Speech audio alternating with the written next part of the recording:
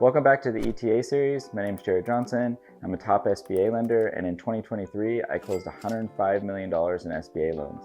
On this episode of the ETA Series, I'm going to talk about search funds. We're going to cover the three main types of search funds, and you'll want to stick around to the end to hear my thoughts on what the best way to search is. So first, let's discuss what a search fund is.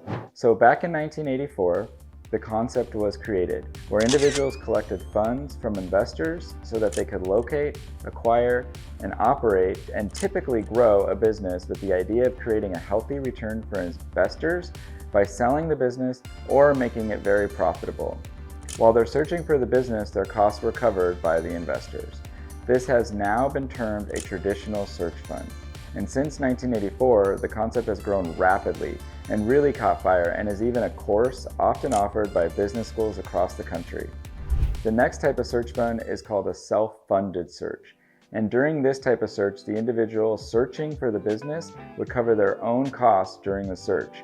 But they will typically have investors waiting to hear about their business find and then decide if they'd like to invest in the business. The investors will usually fund the down payment, and the searcher will utilize SBA financing to cover up to 90% of the total transaction amount. The final one is not typically considered a search fund, but is absolutely worth discussing. This would be where an individual funds their own search for the business and then also fully funds their down payment from their personal funds, and then usually utilizes an SBA lender to fund the rest of the transaction. They can of course also pay cash for the entire purchase from their own funds if they decided to. So what I think is the best would be to essentially give yourself some options if you can. I believe searching for a business with your own funds while maintaining another source of income allows for a searcher to not become desperate during the process. And once a target company is identified, they can evaluate their financial position and decide if they'd like to raise funds for the down payment, or if they can buy it on their own and eliminate the potential stress of having investors. And of course, they can use SBA funds to finance the business.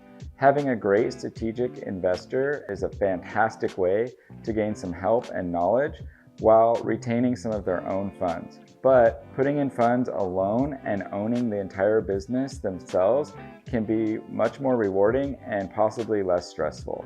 So what do you think is the best way to go about running your search? Please leave some comments and don't forget to like and subscribe.